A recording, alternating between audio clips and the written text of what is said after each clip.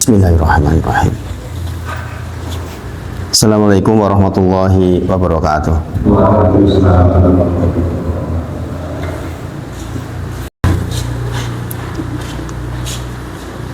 Innal hamdalillah nahmaduhu wa nasta'inuhu wa nastaghfiruh wa na'udzu billahi min shururi anfusina wa min sayyiati a'malina.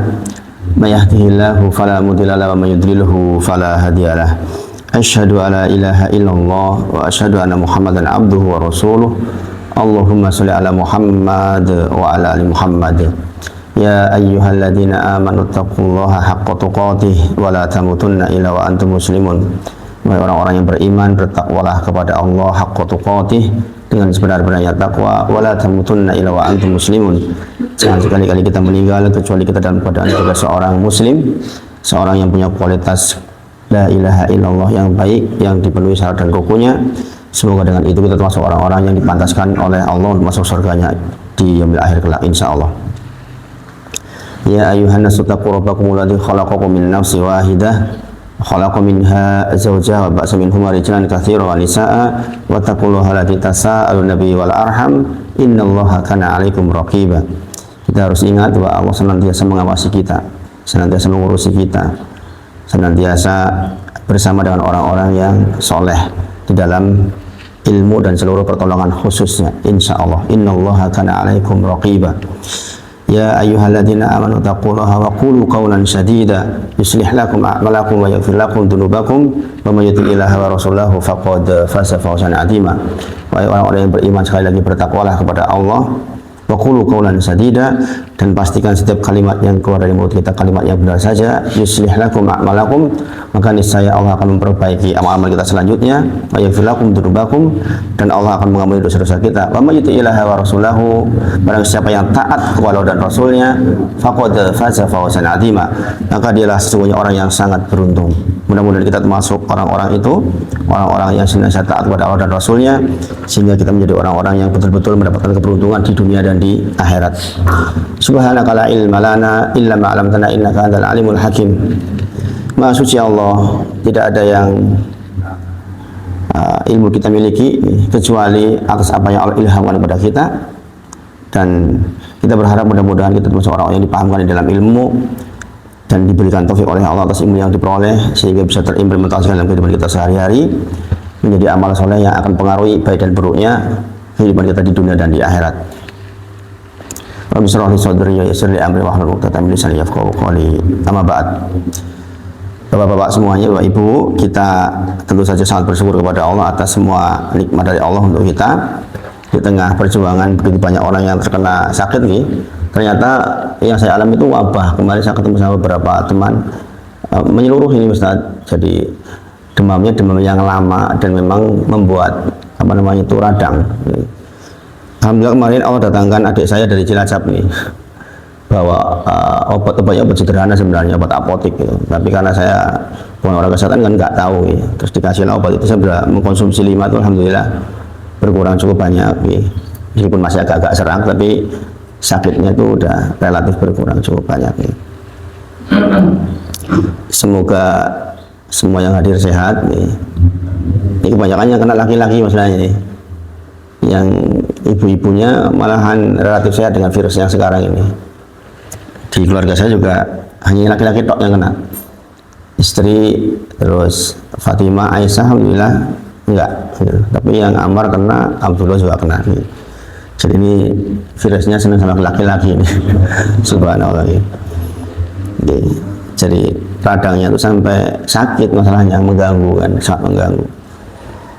Sekali lagi semoga Allah jaga kita semua nih, dan kita sangat bersyukur terhadap nikmat sehat itu nih. Dan mudah-mudahan kita dengan nikmat sehat itu betul-betul menjadi orang-orang yang lembut hatinya, yang selalu sadar bahwa Allah selalu mengkaitkan antara amal kita dengan baik dan buruknya nasib kita di dunia dan di akhirat. Maka kemarin kita sudah baca tentang jika begini maka begini, ya kan?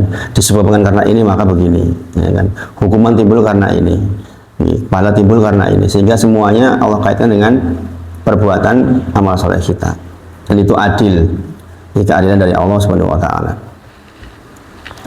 Bagaimana Ustadz kalau ada orang yang anaknya raja, kemudian dia nggak ngapa-ngapain kaya raya, nasibnya dia begitu. Nasibnya dia begitu.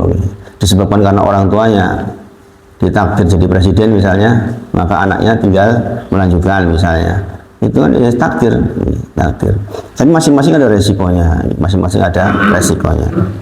Dikarenakan orang tuanya kaya raya, maka dia punya warisan 7 keturunan misalnya. Dia nggak ngapa-ngapain tapi banyak hartanya. Itu juga ya itu takdir mereka. Assalamualaikum warahmatullahi wabarakatuh. Maka kita bacakan lagi nih tentang beberapa ayat yang terkait dengan hal yang semisal. Tolong diperhatikan. Saya benar-benar hanya baca teksnya saja ini. Nanti untuk keterangan yang lebih dalam mungkin saya pakai kitab yang menjadi mukhtasornya kitab ini. Jadi kitab ini tebal nih, tapi ada mukhtasornya. Mukhtasor itu ringkasan. Ringkasan dari kitab ada namanya kitabnya Jawabul Kafi. Jawabul Kafi itu lebih ringkas, nanti lebih mudah dipahami dan langsung menyoal ke persoalan hati. Jadi secara khusus penyakit hati dan obatnya.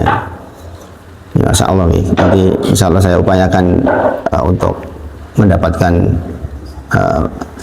waktunya untuk itu insya Allah. Disebutkan di sini nih, terkadang dengan penyebutan huruf fa sababiyah, huruf fa yang menjelaskan sebab akibat, seperti firman Allah Ta'ala nih.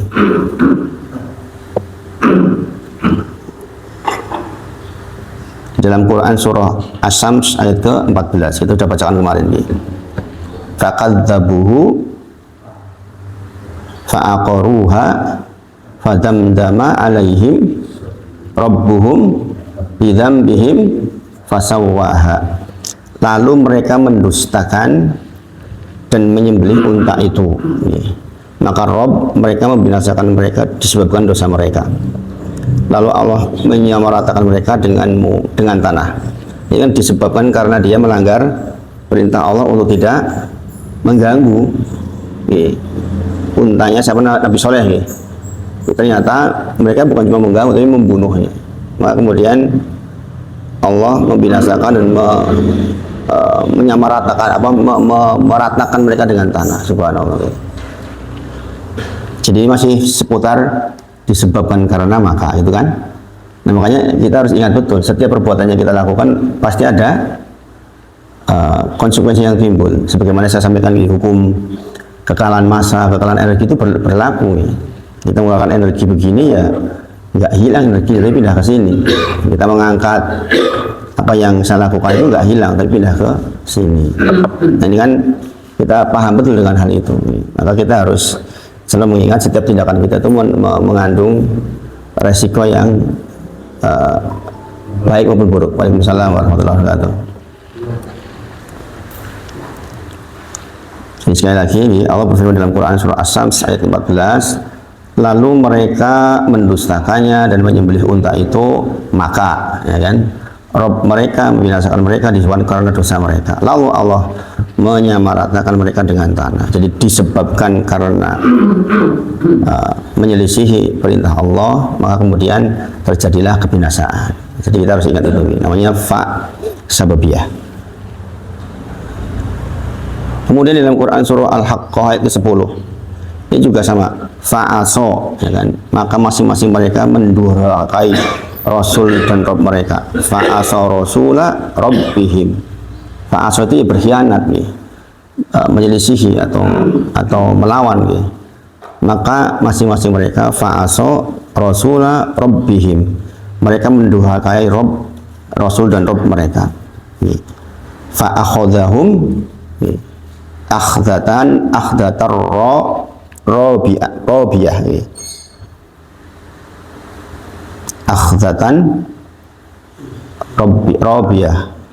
akhdatan robiyah. Maka masing-masing mereka mendurhakai Rasul Rabb mereka, lalu disebabkan karena mereka mendurhakai Rasul dan Rabb, lalu Allah menyiksa mereka dengan siksaan yang sangat keras. Jadi sekali lagi ini fa sababiyah, huruf fa dalam Al-Quran yang menghubungkan sebab dan akibat. Atau dalam Quran surah Al-Mu'minun 48, fakadzabuhuma mereka mendustakan keduanya, fakanu minal mukhlakin. Disebabkan karena itu mereka adalah termasuk orang-orang yang dibinasakan. Jadi dibinasakan karena mendustakan keduanya. Serta ayat-ayat yang semisal di dalam Al-Quran dengan ayat tersebut. Terkadang dengan penyebutan huruf lamma yang menerangkan ganjaran seperti firman Allah Subhanahu wa taala dalam Quran surah Az-Zukhruf ayat ke-55. Falamma maka tatkala mereka membuat kami murka, kami menghukum mereka. Jadi karena mereka membuat murka Allah, maka kemudian dibinasakan. Jadi selalu seperti itu sebenarnya. Jadi dari bacaan ini kita tahu bahwa setiap tindakan yang kita lakukan itu punya resiko yang timbul. Perbuatan baik menghasilkan kebaikan, perbuatan buruk menghasilkan keburukan, itu selalu begitu. Dan contohnya dalam Al-Quran sangat banyak. Terkadang dengan penyebutan huruf inna serta kata yang menjadi objeknya yaitu isim dan khobar. Isim itu kata benda, khobar itu kata sifatnya. Seperti firman Allah di dalam Quran surah Al-Anbiya 90. Innahum kanu kan di sini ada inna. Innahum kanu yusari'una fil khairat. Sesungguhnya mereka adalah orang-orang yang selalu bersegera di dalam mengerjakan perbuatan-perbuatan yang baik. Sesungguhnya mereka adalah orang-orang yang selalu bersegera dalam mengerjakan perbuatan yang baik. Atau Quran surah Al-Anbiya 77. Sesungguhnya mereka adalah kaum yang jahat, maka kami tenggelamkan mereka semuanya. Disebabkan karena mereka kaum yang jahat, maka ditenggelamkan semuanya. Atau kadang-kadang dengan penyebutan huruf laula yang menunjukkan keterkaitan antara apa yang disebutkan sebelumnya dengan yang sesudahnya, seperti firman Allah Ta'ala di dalam Quran surah As-Saffat ayat ke-143 144. Falaula itu kan pertamanya itu, maka kalau sekiranya dia tidak termasuk orang-orang yang banyak mengingat Allah, niscaya ia akan tetap tinggal di perut ikan itu sampai hari berbangkit. Ini kisahnya siapa?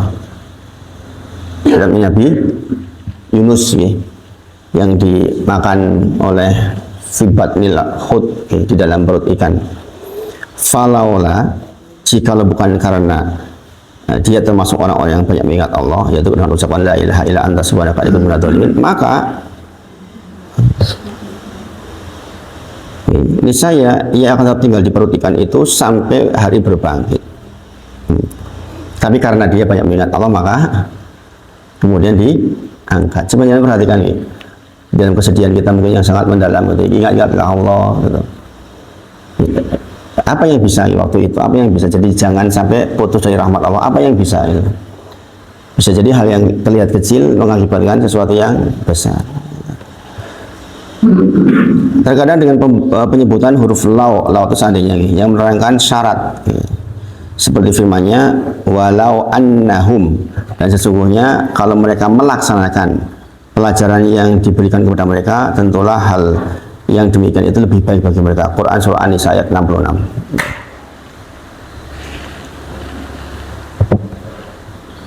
Secara umum Al-Quran dari awal hingga akhir mengaitkan secara jelas antara susunan ganjaran kebaikan dan keburukan. Keterkaitannya sangat jelas banget nih. Ini nanti akan menimbulkan pendalilan yang sangat panjang terhadap sikap terhadap dunia kita dan sikap terhadap akhirat kita, serta hukum alam dan hukum syar'i dengan sebab. Bahkan dijelaskan pula hubungan antara hukum di dunia dan di akhirat serta berbagai maslahat dan kerusakannya dengan amalan dan sebab. Jadi hal yang akan menjadi maslahat kita di dunia dan di akhirat itu sangat berkaitan dengan amalan kita dan sebab-sebabnya. Orang yang sudah membaca ini seharusnya berhitung betul ketika mau bicara, ketika mau melihat, ketika mau mendengar, ketika mau berbuat, ketika mau melangkahkan kaki, itu benar-benar dipikir betul karena Allah senantiasa mengkaitkan amal, sebab, maka, ya kan.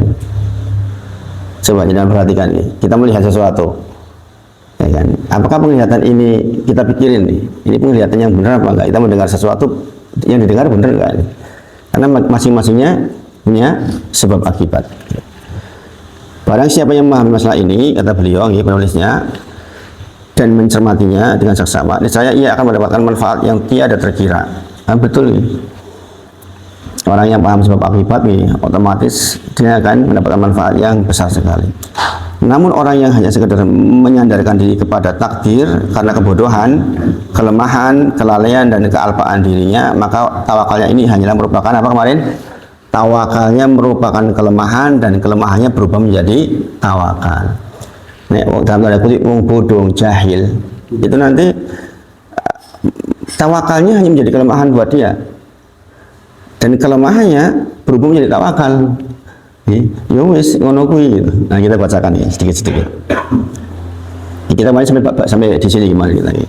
Orang fakih, orang berilmu yang sesungguhnya adalah orang yang menolak, menampik dan melawan takdir dengan takdir pula. Orang fakih setelah belajar agama itu adalah orang yang dia itu menolak, menampik, melawan takdir dengan takdir pula. Jadi sebenarnya kita tuh pindah dari satu takdir ke takdir yang lain kan. Kita tuh hidup pindah dari satu takdir ke takdir yang lain. Dan ada yang dibuat kontradiktif. Contoh, bahkan manusia tidak mungkin dapat bertahan hidup melainkan dengan melakukan hal ini. Contoh, orang lapar, orang haus, orang dingin, kemudian berbagai macam ketakutan, kekhawatiran tentang kehidupan, merupakan bagian dari takdir. Jadi kan merasa deg-degan, ditagih hutang deg-degan Pak, misalnya, itu bagian dari takdir. Kemudian rasa haus, rasa lapar itu bagian dari takdir itu. Orang berakal, orang berilmu, mereka berusaha melawan takdir dengan takdir pula. Takdirnya lapar dilawan dengan takdir makan. Takdir haus dilawan dengan takdir minum. Jenengan itu mengambil air minum, ada air minum, itu juga takdir itu. Makanya sesungguhnya orang fakih, orang yang mengerti ilmu, orang yang paham ilmu yang seperti ini, maka dia akan berusaha menolak, menampik takdir dengan takdir pula. Jadi ketika ada sesuatu yang membahayakan kita, itu bagian dari takdir Allah, bukan bagian dari takdir Allah. Maka kita melawan dengan takdir yang kontradiktifnya. Dan kita punya kehendak di situ. Kita bangun subuh, Arab turu wae apa Arab mangkat, kan kita punya pilihan di situ. Kita punya kehendak. Ya, udah jadi tua pensiun. Pak Semalan misalnya Pak Semalan. Arab meneng wae apa Arab ngaji? Itu kan pilihan. Melawan takdir pensiun meneng wae dengan takdir ngaji. Ya, kan jelas banget itu.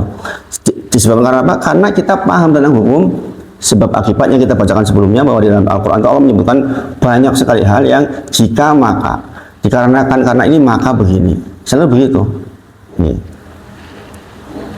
Dan ini di dalam ilmu fisika itu pas banget nih Bu Eko. Karena memang ya begitu, hukum kekekalan energi, hukum kekekalan massa. Jika kita melakukan gerakan ke sini maka pindah ke sini. Kita mengangkat jadi mengangkat kan gitu. Nggak ada yang hilang maksudnya itu. Jadi Allah nggak menyia-nyiakan setiap amal kita.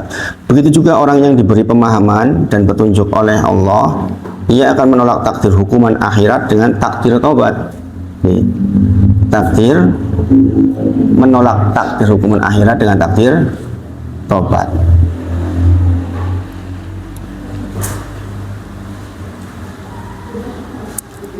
Jadi orang melawan takdir hukuman akhirat dengan takdir taubat, iman dan amal soleh. Itulah mengapa tiga ini menjadi ibadahnya sifatnya al-fawr, yaitu ibadah yang sifatnya itu sangat mendesak. Orang disiksa di akhirat karena apa? Karena pulang bawa dosa. Kalau nggak bawa dosa, nggak disiksa di sana. Maka takdir disiksa di sana dilawan dengan takdir taubat. Takdir taubat, masya Allah.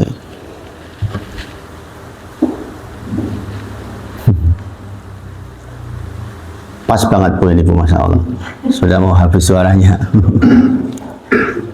Jadi masih kering.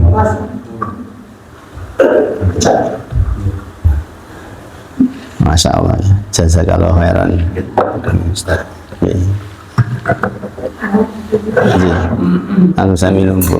Bismillahirrahmanirrahim. Mau bilang sebenarnya tadi itu, mau bilang minum sebenarnya.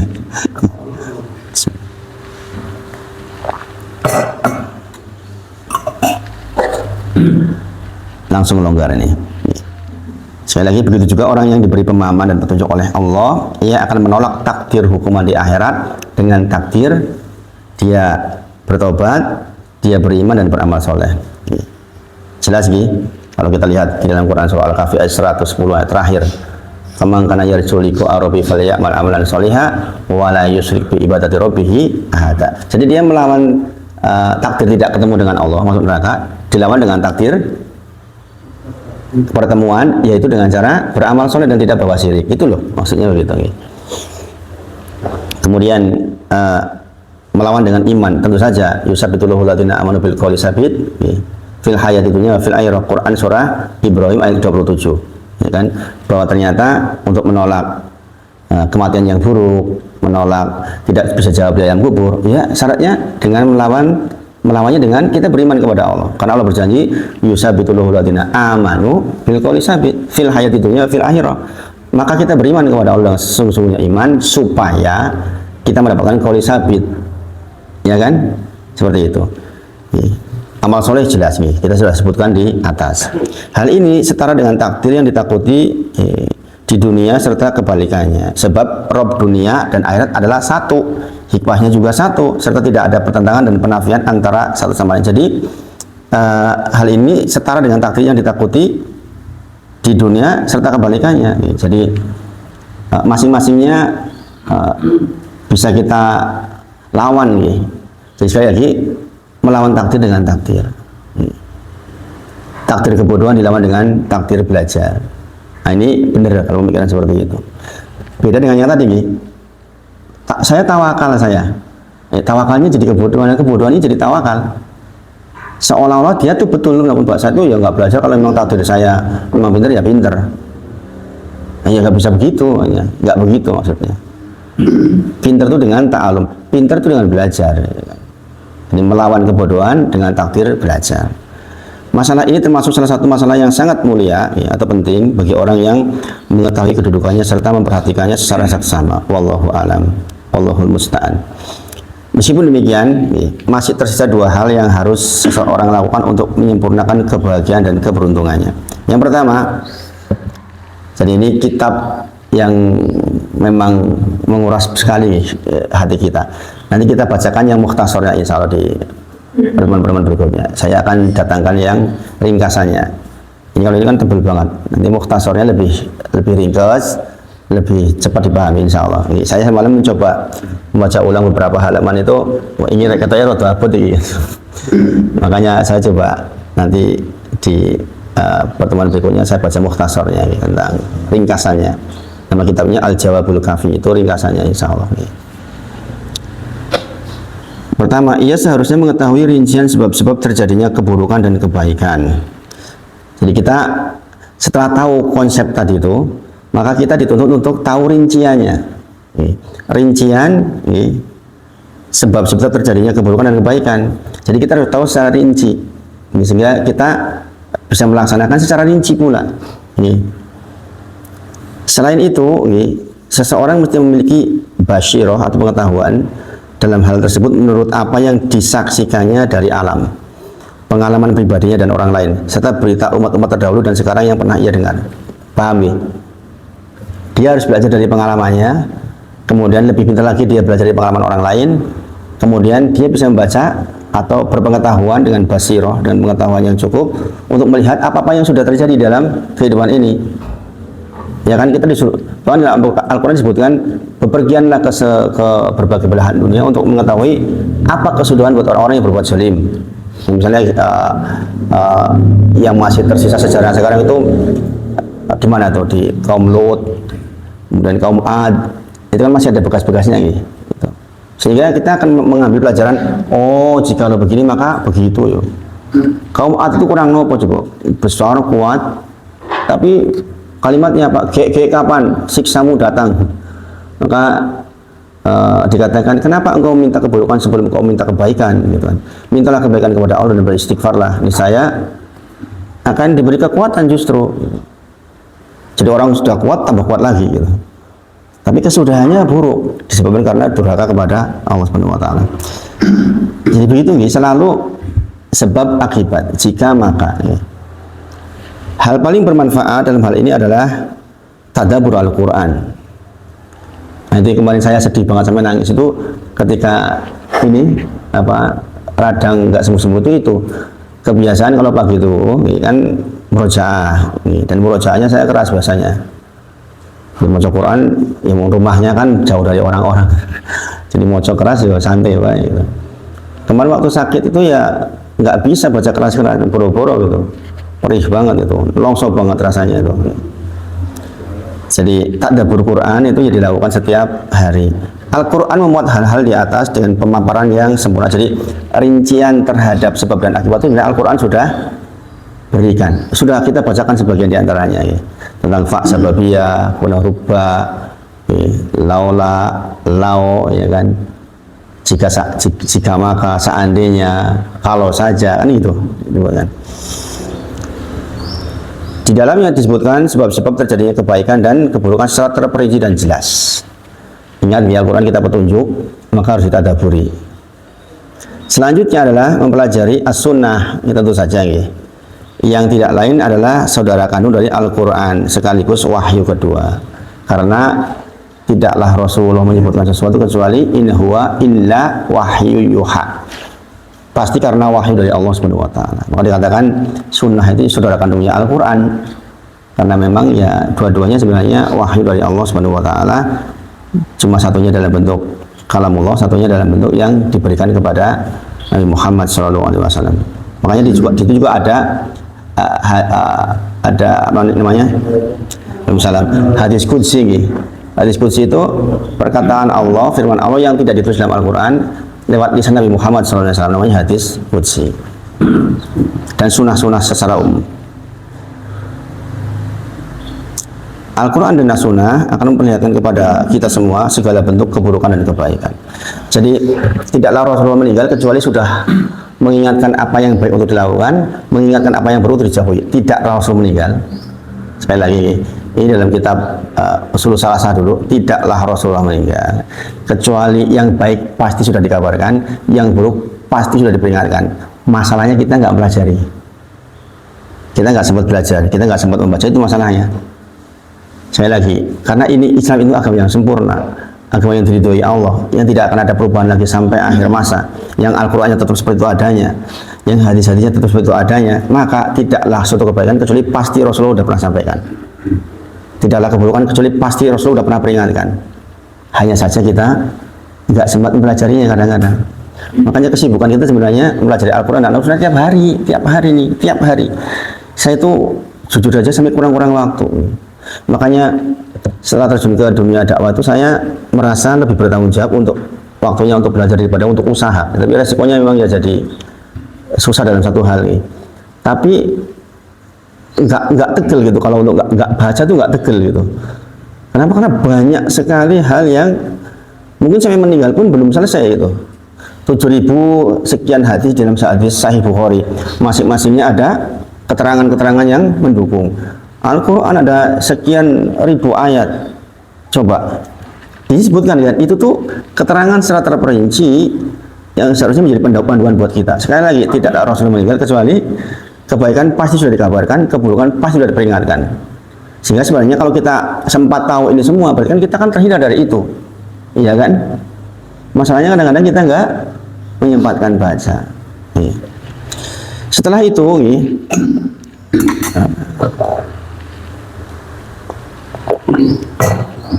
itu, jika Anda memperhatikan kabar umat-umat yang ada serta balasan Allah terhadap orang yang taat atau orang yang bermaksiat kepadanya, niscaya ia akan cocok dengan apa yang Anda ketahui dari Al-Quran dan As-Sunnah, serta engkau lihat dengan terperinci di dalam berita dan janji dari Allah Subhanahu wa taala.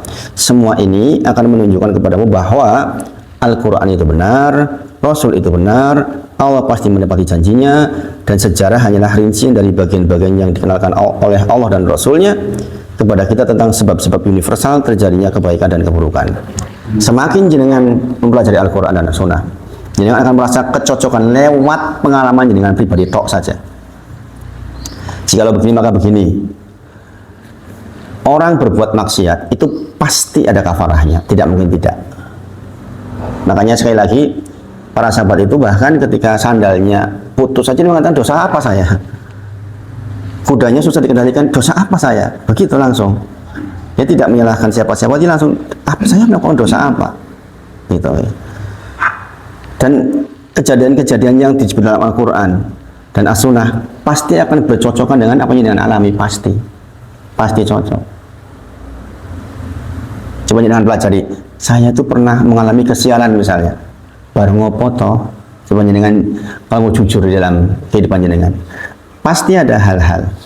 Kok jenengan tiba-tiba jadi telat subuh misalnya? Kenapa? Saya habis ngapain? Walau laqulbun salimatun, kata Ibnu Qayyim, seandainya hati panjenengan itu sehat, salimatun, maka hati panjenengan akan merasa tercapir-capir dengan tertinggalnya dari sebuah kebaikan. Kok aku dino iki ora iso salat duha ya misalnya, itu tercapir-capir. Oh, hari ini saya nggak bisa bersedekah misalnya, pada hari Jumat misalnya, dia akan tercapir-capir hatinya. Laula qulubun salimatun, jikalau hati kita masih sehat, itu kita akan merasa tercapik-capik hanya karena kita ketinggalan yang baik. Ya, ngapa tuh yo? Hari penuh berkah kok saya nggak berbagi misalnya. Itu kan hatinya tercapik-capik. Kenapa ya? Kok saya lewat sholat malam yo? Ya Allah. Nah, ketika step by step itu dikurang, itu bahaya banget nih.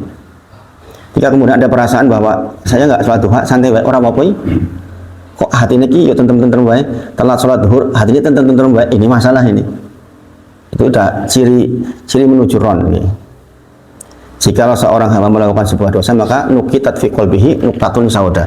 Setiap dosa yang kita lakukan akan menimbulkan titik hitam di dalam hati kita, nuktatun sauda, sampai kemudian dia jadi ron. Ketika terlalu banyak titik hitamnya jadi ron. Kalabal rona ala qulubihim, di dalam Quran surat Al-Mutaffifin ayat 14. Tentang bahwa hati yang terlalu banyak ronnya, tidak banyak nuktatun saudanya, titik hitamnya, dia akan jadi ron. Nah, ketika jadi ron itu sudah mulai keadaannya repot banget nih, karena kita tidak lagi bisa membedakan yang baik dan yang buruk. Ketinggalan sholat ya santai wae, ngopo ora apa-apa. Berbuat maksiat santai wae, ora apa-apa. Nah, ini bahaya banget ya. Makanya kalau sekarang kita melihat berita di YouTube itu pembunuhan hampir tiap hari, saya kadang mikir, ya Allah, iya ya. Sebegitunya itu. Ada seorang ibu membunuh bertahap anak 6 tahun, anak tirinya. Kemudian saya dengar itu di YouTube tuh. La ilaha illallah. Nek matimu bisa cet gitu kan. Ya mungkin khilaf. Pendak dino diamui nganti mati. Itu pripun jadi? Subhanallah. Betapa hitam hatinya gitu. Sudah tidak lagi bisa membedakan. Kita jangan lihat itu, lihat luka-lukanya tuh, ya Allah, nangis kita lihatnya. Loh, ada orang langsung live dicekek lah, dipukul lah, kok bisa berhari-hari itu sampai meninggal, nggak kuat. Subhanallah. Ya kenapa hatinya udah jadi ron, dia nggak lagi bisa bedakan antara yang baik dan buruk. Ini bahaya banget nih. Makanya kita berkumpul dengan orang soleh, kita ngaji, kata Allah, wahasuna ulaika rafiqo, mereka itulah sebaik-baik teman, minan nabiyyin siddiqin wasyuhada wassolihin. Quran surah An-Nisa 69. Di akhir dikatakan wahasuna ulaika rafiqo. Kalau udah jadi tua, cari tuh teman-teman soleh, cari teman-teman soleh, itu loh sebaik-baik teman buatmu, yang akan menghindarkan diri kita jadi cari ron tadi itu loh. Kalau kita punya teman yang mengingatkan, ngajak ngaji, duduk di majelis, ngajak ngaji, itu kan kita ketika ada titik hitam itu kita minimal ya akan berkurang dengan diingatkan kemudian kita istighfar, astagfirullah. Obat terbaik itu istighfar nih. Dia ucapan astagfirullah, astagfirullah. Setiap kali kita mengucapkan astagfirullah, maka nokta hitam hilang. Astagfirullah. Ini ucapan astagfirullah dengan pengertian apa? Ya Allah, tutupi, ya Allah burukan saya, ya Allah jangan kau berikan kafarat terhadap dosa saya. Maka titik hitam itu keangkat set. Sukila qalbuhu, kata Rasul. Maka qalbunya akan dibersihkan. Terus begitu. Astagfirullah, astagfirullah, astagfirullah, astagfirullah. Gitu. Jadi dari kisah yang kita baca di dalam Al-Quran, kemudian kita hubungkan dengan kenyataan hidup, kita akan tahu bahwa janji Allah itu pasti benar. Nah, ketika kita mengetahui Al-Quran benar, janji Allah benar, berarti apa yang belum terjadi di masa datang tentang kematian kita, tentang akhirat kita, pasti benar. Ya enggak?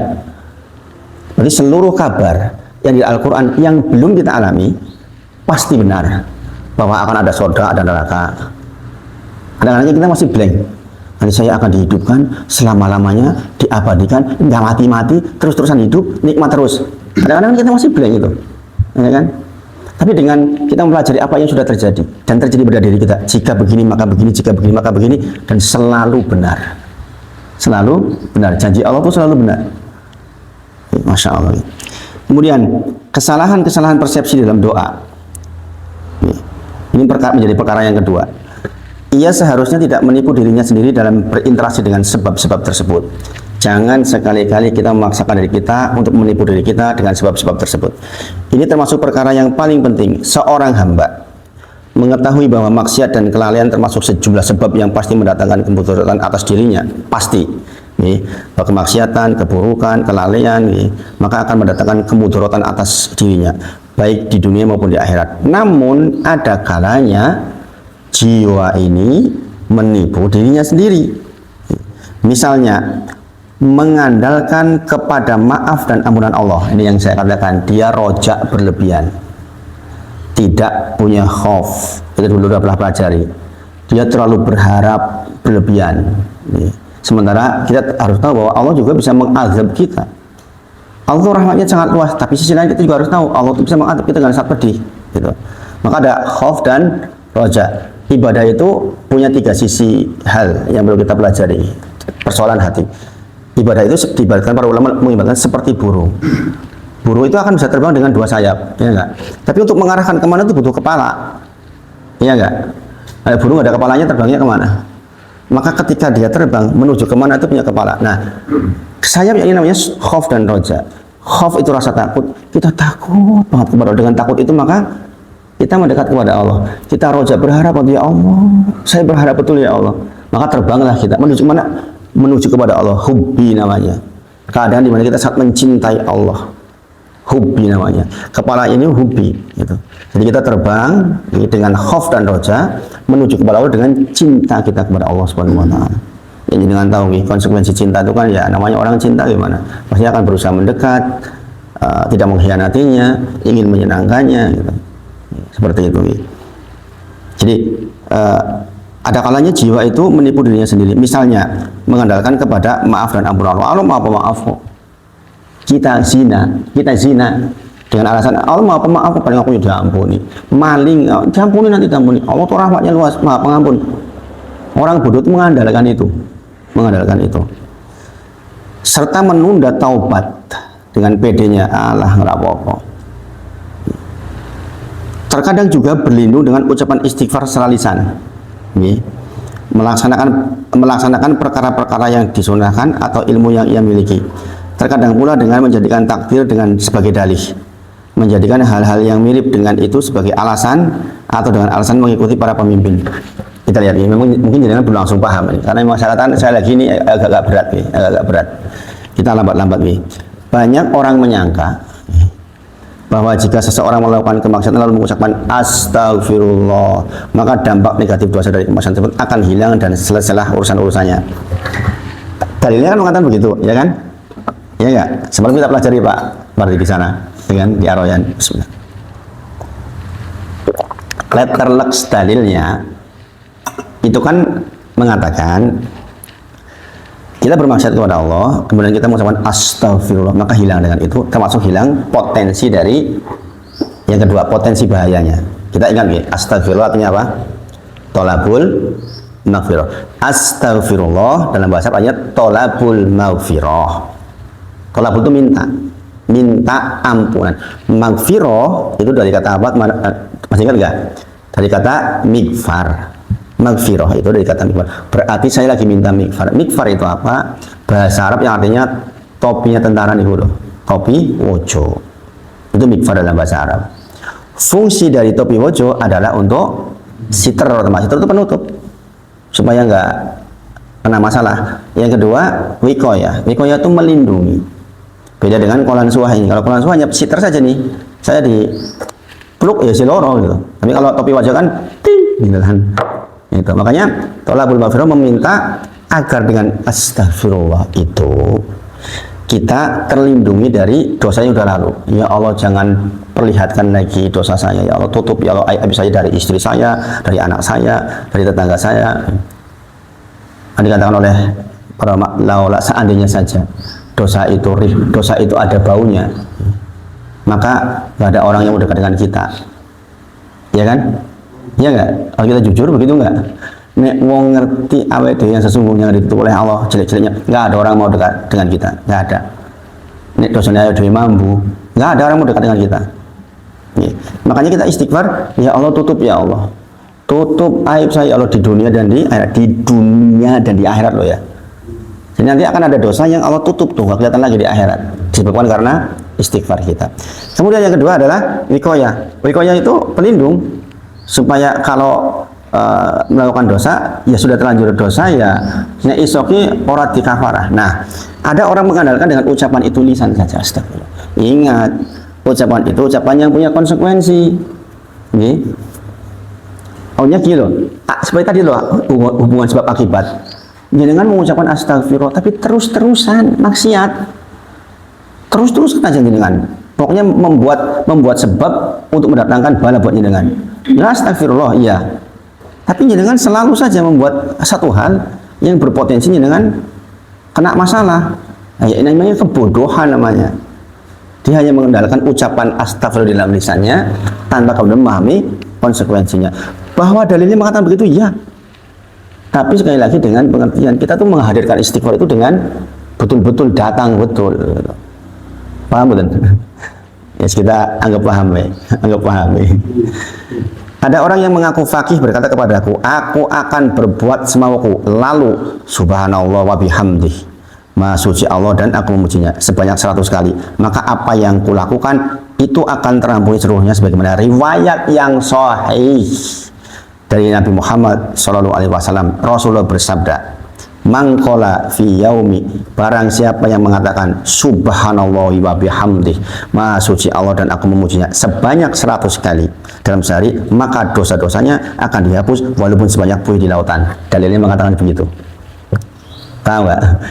Ini hadis sahih loh nih. Barang siapa yang mengucapkan subhanallah wa bihamdih 100 kali dalam satu hari, maka dia akan diampuni dosa-dosanya walaupun dosa-dosanya sebanyak buih di lautan. Pun kita mengandalkan itu kemudian saya berbuat semaunya. Nah itu gendeng ini. Paham ya? Nah ini makanya saya bilang kebodohannya menjadi tawakal, tawakalnya menjadi kebodohan, tawakalnya menjadi kebodohan, kebodohannya jadi tawakal. Ketidaktahuannya pemahaman terhadap dalil karena kurang belajar sehingga mengakibatkan dalil seperti ini disimpulkan bahwa saya membuat semau saya. Toh nanti ketika saya berbuat semau saya mengucapkan subhanallah ya bihamdi kata Rasulullah 100 kali maka hilang tuh semuanya. Kayak kentir orang seperti itu. Ini yang saya katakan belajar kitab ini itu menakjubkan. Saya dulu tuh terguncang-guncang gitu. Kadang-kadang hati merasa, ya kan memang begitu ya dalilnya kan. Tapi ternyata ada hal-hal yang kita baca sebelumnya tadi itu ada hukum sebab akibat. Jika maka disebabkan karena ini maka begini. Ya kan? Baik berbuat maka akibatnya begini, begitu loh. Jadi ada orang mengatakan saya mau berbuat semauku. Toh Rasulullah bersabda. Sabdanya adalah jika lo engkau mengucapkan subhanallah wa bihamdi 100 kali sehari maka sebanyak buih di lautan pun dosa tetap diampuni oleh Allah. Nah, itu menyimpulkan dengan seperti itu kebodohan. Kebodohan. Jadi hukum sebab akibat yang kita sudah sebutkan banyak kali itu tuh berlaku. Jadi itu berlaku, itu berlaku. Salah seorang penduduk Mekah, ini kisahnya, juga berkata kepada saya, jika salah seorang dari kami berbuat dosa, maka ia akan mandi dan melakukan tawaf sebanyak 7 kali. Orang Mekah, bisa tawaf. Dengan demikian dosa tersebut terhapus darinya. Ada yang berkata kepada saya dalam riwayat yang sahih dari Nabi Muhammad SAW, dia mengandalkan tawafnya untuk menghilangkan perbuatan dosanya, tapi dia tetap berbuat dosa. Allah saya berbuat dosa nggak apa-apa, tawaf selesai. Jangan seperti itu, jangan seperti itu, jangan seperti itu. Dikatakan ada seorang hamba yang melakukan sebuah dosa. Ini sabda Nabi Muhammad SAW. Lalu ia berkata, wahai Rabbku. Ini yang ini pembahasan terakhir saya semalam Pak, di Ar-Royan. Ini kan kisahnya tuh seolah-olah memotivasi kita berbuat dosa. Ada seorang hamba melakukan sebuah dosa. Lalu ia berkata, wahai Rabbku, sesungguhnya aku telah berbuat dosa, faghfirli, maka ampuni aku. Allah pun mengampuninya. Dan setelah itu ia menahan diri dari maksiat. Ia udah berusaha nih menahan diri dari maksiat itu. Karena di antara syarat tobat adalah tidak berusaha untuk meninggalkan, bukan tidak mengulangi. Kalau mengulangi bisa terjadi mengulangi lagi, tapi meninggalkan dia berusaha. Beberapa saat tertinggal, dia naudzubillah dia zina misalnya. Ya Allah, saya tuh tahu Engkau itu Maha Pengampun dan saya tahu Engkau itu menyiksa karena dosa-dosa. Faghfirli, ampuni saya ya Allah. Kemudian diampuni sama Allah. Beberapa saat berhenti, kumat meneh. Zina lagi dia.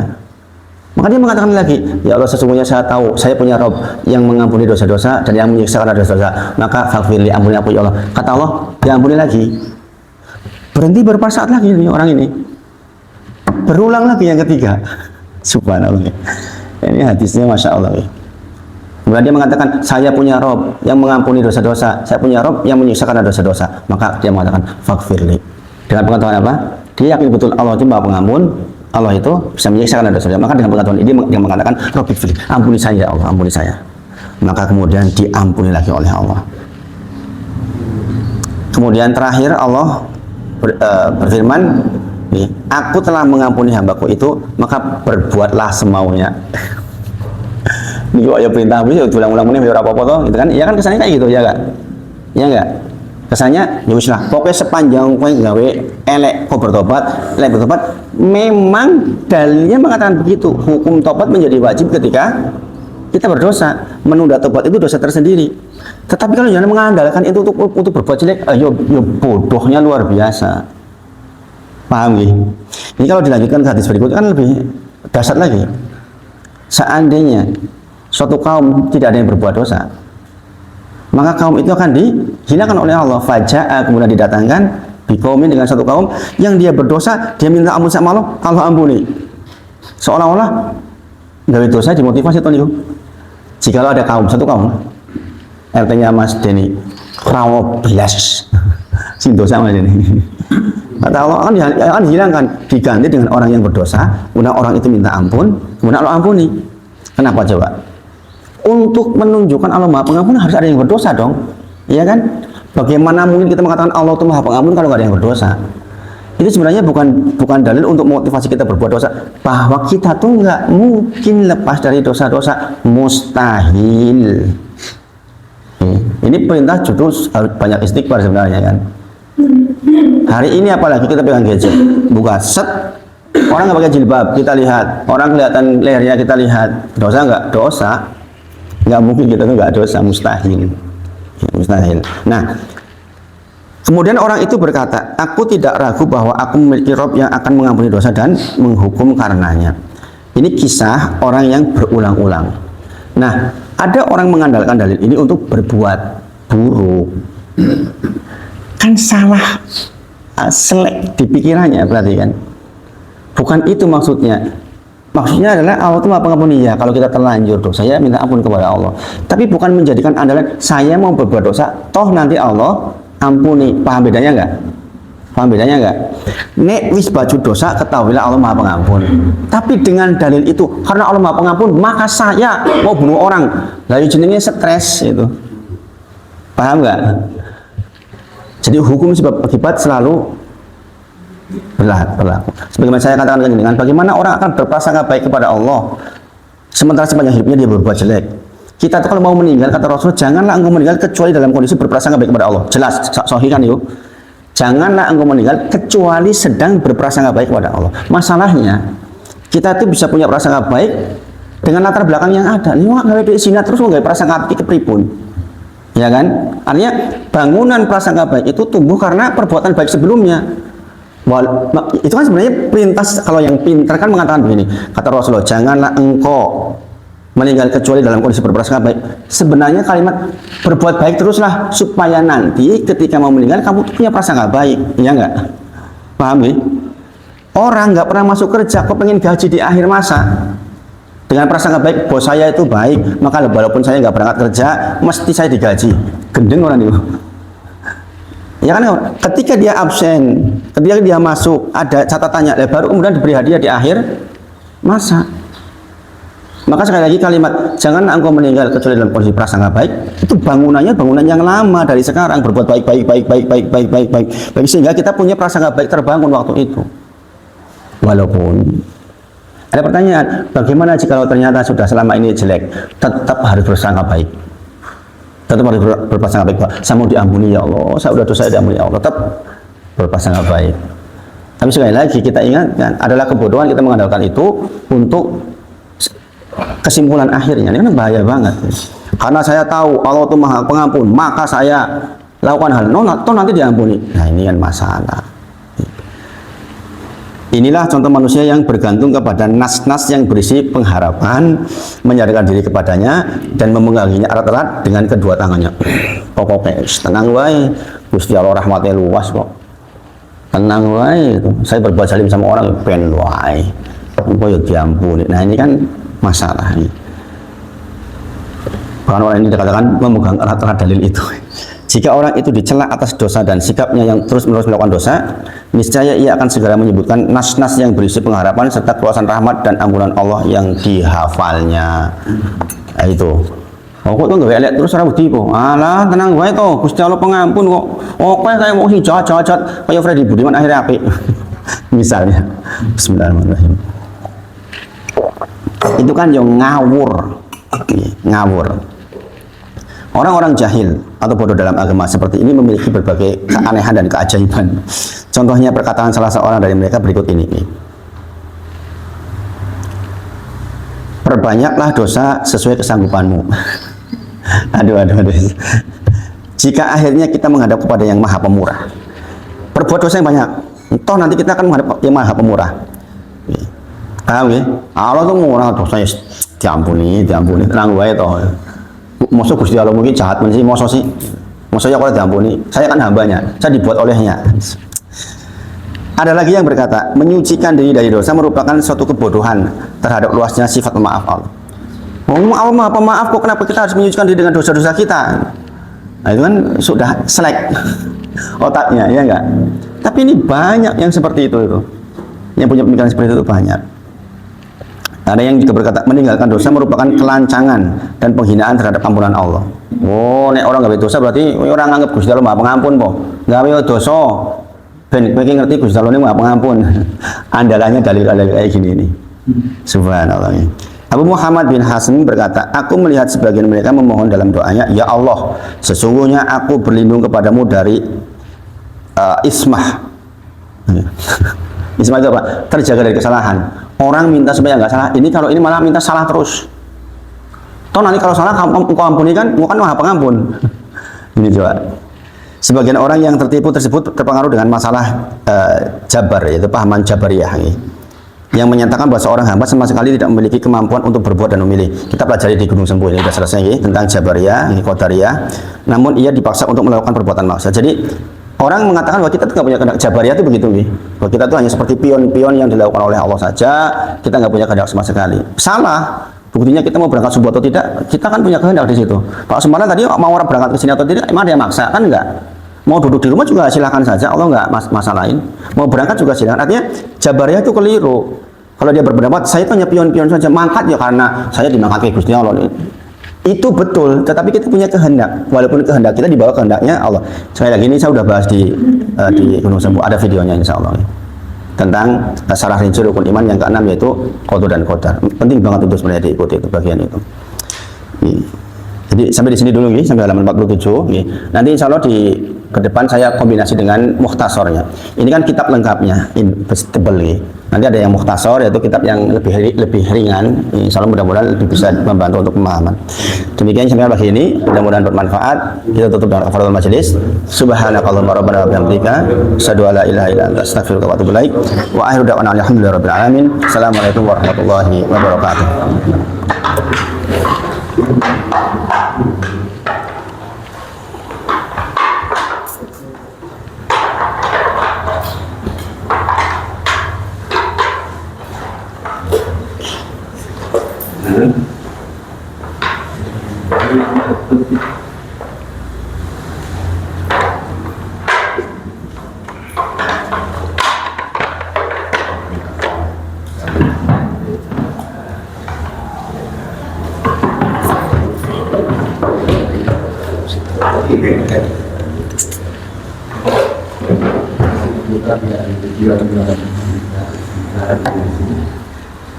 Alhamdulillah.